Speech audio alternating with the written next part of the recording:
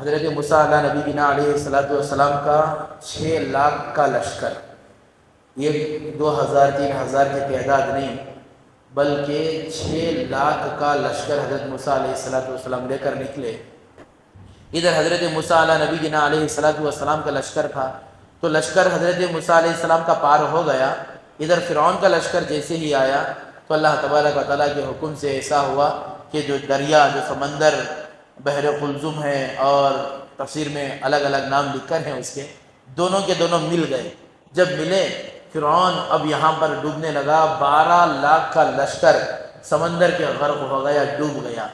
اب یہ تو اتنا قصہ ہوا، حضرت موسیٰ علیہ السلام آگے چلے گئے۔ جب آگے گئے تو یہاں پر اللہ تبارک و تعالیٰ پھر حضرت موسیٰ علیہ السلام کو حکم دیا تھا، چونکہ حضرت موسیٰ علیہ السلام اپنے قوم سے وعدہ کرے تھے جب فرعون کے لشکر سے اللہ ہمنا نجات دیتا، فرعون کے لشکر سے، فرعون کے ظلم و ستم سے اگر اللہ ہمنا نجات دیا تو انشاءاللہ میں اللہ کی طرف سے تم لوگوں پر احکامات لے کر آؤں گا، ان احکامات کے مطابق زندگی گزارو، اللہ تمہاری زندگی کامیاب کرے گا، یعنی اللہ کا ایک پیغام لے کر آؤں گا۔ تو یہ بات حضرت موسیٰ علیہ السلام بتائے تھے۔ اب بتانے پر اللہ تبارک و تعالیٰ یہ وعدے کے مطابق اللہ تبارک و تعالیٰ نے قرآن میں ارشاد فرمایا وَوَاعَدْنَا مُوسَىٰ 30 لَيْلَةً وَأَتْمَمْنَاهَا بِعَشْرٍ فَتَمَّ مِيقَاتُ رَبِّي۔ اللہ نے حکم دیا ہے موسیٰ یہ کام ایسا کرو، 30 رات پہاڑ پر آ جاؤ، کوہ طور پر آ جاؤ، 30 رات جب آئیں گے یعنی 30 دن 30 رات مکمل آپ وہاں پر گزاریں گے تو آپ کو انشاءاللہ کیا ملے گی؟ تورات ملے گی۔ اب حضرت موسیٰ علیہ السلام جانے سے پہلے یہاں پر حضرت ہارون علیہ السلام کو اور دوسرے لوگوں کو یہ کہہ کر گئے، خاص کر ہارون علیہ السلام کو، اے ہارون تم میرے بھائی بھی ہو، میں آنے تک یہ پوری قوم کی رہبری تم کرنا، یہ قوم کی رہنمائی، یہ قوم کی رہبری آپ کرنا، یہ کہہ کر حضرت موسیٰ علیہ السلام چلے گئے۔ اب یہاں حضرت موسیٰ علیہ السلام وقت گزار رہے تھے، ادھر ہارون علیہ السلام قوم کو لے کر وقت گزار رہے تھے، تو اللہ تبارک و تعالیٰ نے 30 دن مکمل ہوئے حضرت موسیٰ علیہ السلام کے، 30 دن مکمل ہوئے، 30 دن روزے سے تھے حضرت موسیٰ علیہ السلام روزے سے تھے۔ اب 30 دن کے بعد حضرت موسیٰ علیہ السلام نے کیا کیا؟ بعض تفسیر کے مطابق علماء نے لکھا ہے حضرت موسیٰ علیہ السلام نے افطاری کر لی، یعنی کھا لیے حضرت موسیٰ علیہ السلام۔ جب کھا لیے تو اللہ تبارک و تعالیٰ نے حکم دیا اے موسیٰ فَتَمَّ مِيقَاتُ رَبِّهِ 40 لَيْلَةً، اے موسیٰ یہ 30 کے ساتھ اور ایک 10 ایکسٹرا کر لو۔ وعدے کے مطابق، فیصلے کے مطابق 30 دن کے بعد حضرت موسیٰ علیہ السلام کو تورات ملنا تھا، لیکن 30 دن مکمل ہونے کے بعد حضرت موسیٰ علیہ نبینا علیہ السلام نے افطار کر لیا، جس کی وجہ سے اللہ نے کہا ہے موسیٰ یہ کام ایسا کرو کہ تم یہ 30 دن کے بعد 10 دن ایکسٹرا کر لو، پورے مکمل چلا لگا لو، پورا 40 دن مکمل کر لو۔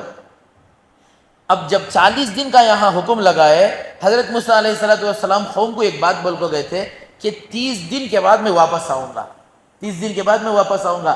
اب پہاڑ پر جو قصہ ہوا یہ ان لوگوں کو معلوم نہیں، کسی ہارون علیہ السلام کو بھی معلوم نہیں، قوم کو بھی معلوم نہیں، بھئی اللہ کیا حکم دے کر ہے۔ اچھا اللہ حکم کئی کو دیے؟ علماء نے لکھا ہے کہ روزہ حضرت موسیٰ علیہ السلام جب روزہ تھے تو معدے سے بھوکا ہونے کی وجہ سے منہ سے بدبو آ رہی تھی، جس طرح روزے دار کے منہ سے بدبو آتی ہے ایسا بدبو تھی۔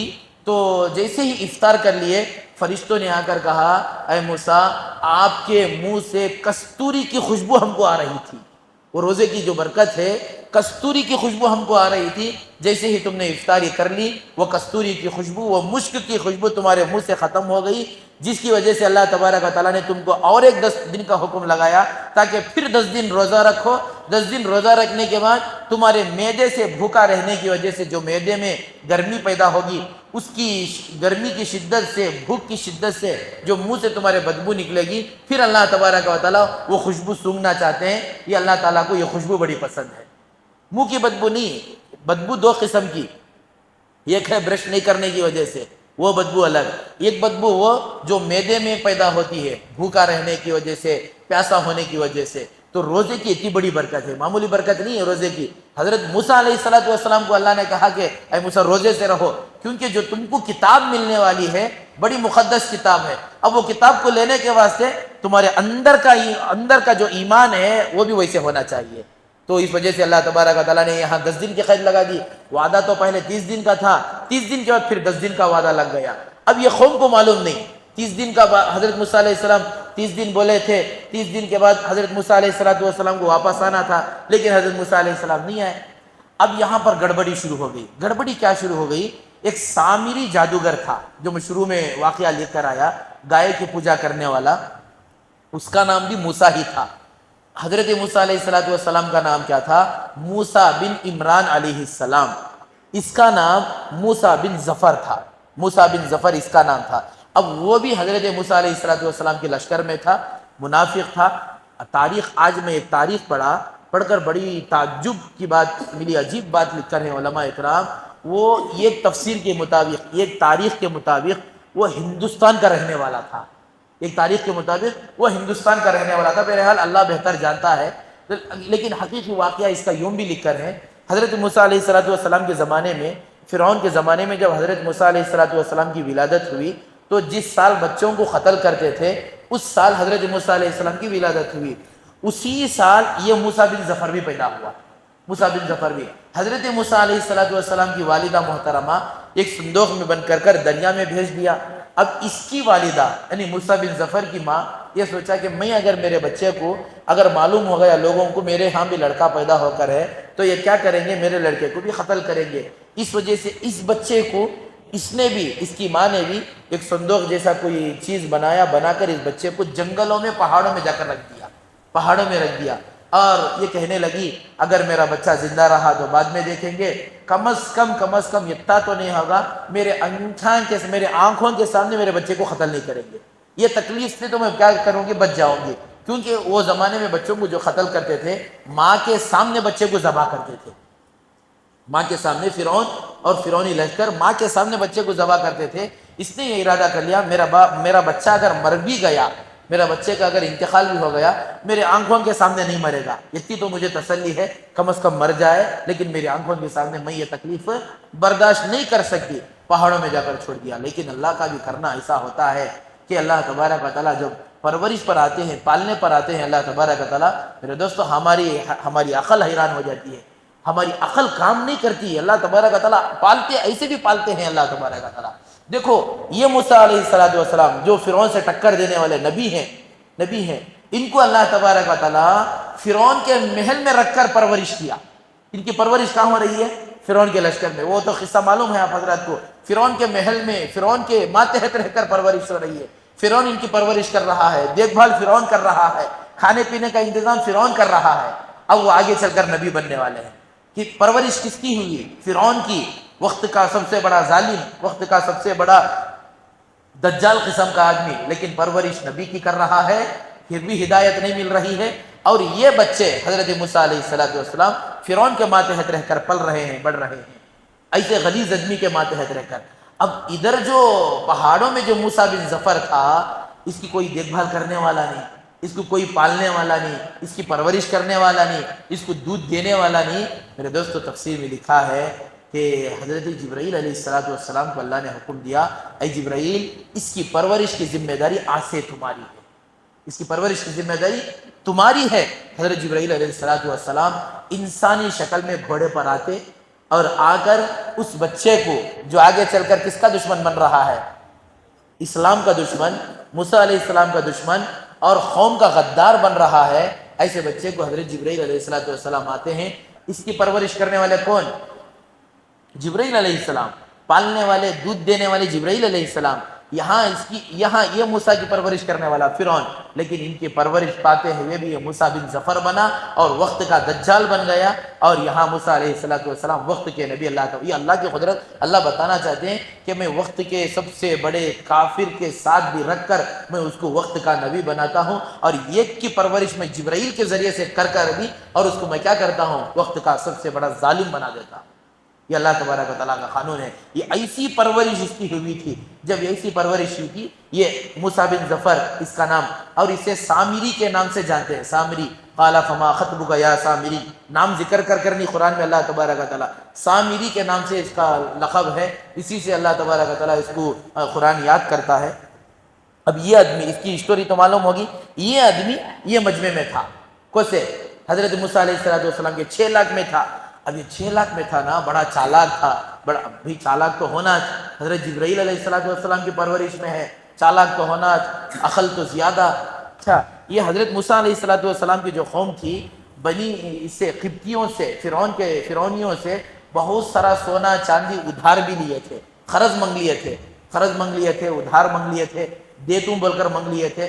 वो सोना चांदी भी हज़रत मूसा अलैहिस्सलाम की कौम बनी इसराइल लेकर वापस आ गई थी। जब ये सोना चांदी इनके पास था ना, अब ये सामिरी कहने लगा, देखो सबसे पहली चीज़ एक बात याद रखे आप हजरात, जो आदमी धोखा देता ना, डायरेक्ट आकर हराम बोलकर धोखा नहीं देता, हलाल के रास्ते से आकर धोखा देता। उसकी जिंदा मिसाल अय्यम में आया, हलाल के रास्ते से टोपी डाला, हलाल के रास्ते से हलाल बोलकर उलमा को साथ में रख लिया, लेकिन पूरे को चुन्ना लगा को चलेगा। सेम सामिरी ये काम करया, पूरे गने सुन्ना घचीक लिया। क्या बोलकर घचीक लिया? देखो तुम्हें जो सुन्ना रखो ही, चांदी जो रखो ही, ये किसका? ये तुम्हारा नहीं, ये किसका? असल फिरौन का, ये फिरौन के लश्कर वाले का, फिरौन के आदमियों का। लोग उनमें चालाक आदमियाँ भी थे, कहने लगे उन्हें तो डूब गए ना, मर गए ना, अब हमारा चाहिए। बोले वह तुम्हारा हरगिज नहीं हो सकता। जब उन्हें मर गई तो उनके साथ ये सुन्ना चांदी भी दफन कर डालो, जरूरत नहीं, ये हराम माल, इसको हाथ मत लगाओ। बोला ये हराम माल, इसे हाथ नहीं लगाना। अब लोग भी समझ गए भाई बड़ा अच्छा आदमी इन्हें, अब तक इन्हें जाहिर नहीं करा था मैं दुश्मन हूँ, अब तक जाहिर नहीं करा था मैं दुश्मन हूँ। कहने लगे बात तो सही है, हराम माल हमें हाथ नहीं लगाना। बोले जमा करो, पूरा सोना चांदी जमा करया, पूरा सोना चांदी जमा कर सबके सामने बड़ा गड़ा खोदा, गड़ा खोदकर जंगल में पूरे सोने चांदी को दफना डाला, मट्टी डाल डाला ऊपर, और लोगों को कहा देखो भाई हराम माल था, हराम माल फिरौन जैसे जमीन में धसको नो, पानी में डूब को मर गए, उनका माल भी उनके साथ ही चलेगा, किस्सा खत्म करो। लोग भी समझ गए छोड़ भाई अच्छा आदमी इन्हें, बड़ा अच्छा आदमी हम। अब जब रातों रात फिर उठकर जितना सोना चांदी था पूरा निकाला, पूरा सोना चांदी फिर निकाला इन्हें, डऊ बहुत बड़ा पूरा निकाला। निकाल कर अब वहां पर एक बछड़ा बनाया, एक गाय का बच्चा बनाया। ये बछड़ा बनाया सोने चांदी से रातों रात, और हर रात इसका काम क्या था? सोने चांदी को पिघलाने का काम। सोने चांदी को रातों में पूरे आदमी जब सो जाते, रात को उठता, सोने चांदी को पिघलाता, जंगलों में बछड़ा तैयार करने लगा, बछड़ा बनाने लगा। कई दिनों के बाद बछड़ा तैयार हुआ, सोने चांदी का बछड़ा तैयार हुआ।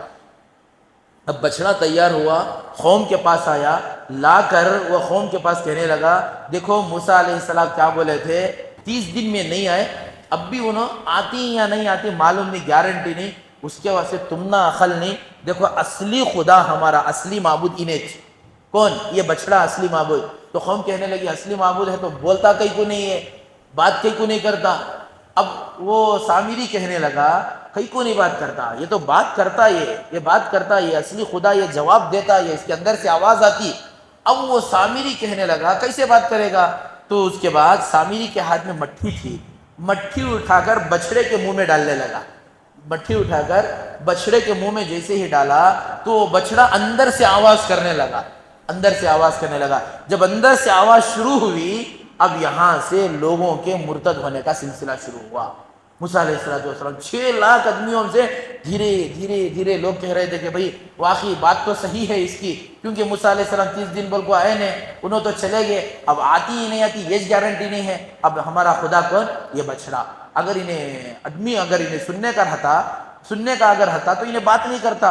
सुनने का होने के बावजूद ये एक बछड़ा क्या कर रहा है? हमारे से गुफ्तगू कर रहा है, अब इसकी पूजा करो, अब इसकी इबादत करो। यहाँ से उसकी इबादत, उसकी पूजा फिर जोरों से शुरू हो गई।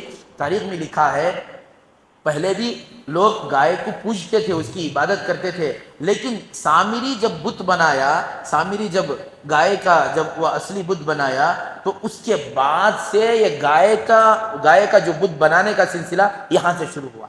गाय की पूजा तो पहले होती थी, जिंदी गाय की पूजा होती थी, इस तरह जो बनाने का जो सिलसिला शुरू हुआ सबसे पहले ये शुरू किया सामिरी। अब यहाँ से ये बुतों का सिलसिला, गाय को पूजने का सिलसिला जोरों पर चला गया। तो मेरे हाल ये सामिरी की तारीख, और भी हजरत मूसा अलैहिस्सलाम उधर गए हैं 40 दिन के बाद, फिर हजरत मूसा अलैहिस्सलाम, और सबसे बड़ा खूबसूरत मंजर दुनिया का हजरत मूसा अलैहिस्सलाम और खुदा के दीदार का मंजर है। अल्लाह तबारक व तआला के दीदार का मंजर, हजरत मूसा अलैहिस्सलाम कहते हैं अल्लाह अब तो मुझे दीदार करा दे। अल्लाह का दीदार होगा, अल्लाह के दीदार से फारिग होकर हजरत मूसा अलैहिस्सलाम तौरात लेकर आएंगे। अब बहुत सारे इसमें चीज़ें बाकी हैं कि बछड़े के अंदर ये बोलने की ताकत इसने कहाँ से लिया, اور یہ مٹی میں کیسی یہ طاقت پیدا ہو گئی؟ انشاءاللہ اس کا تفصیلی جواب آپ حضرات کے سامنے کل آئے گا. بس دعا فرمائے اللہ ہم تمام کو کہنے سننے زیادہ عمل کی توفیق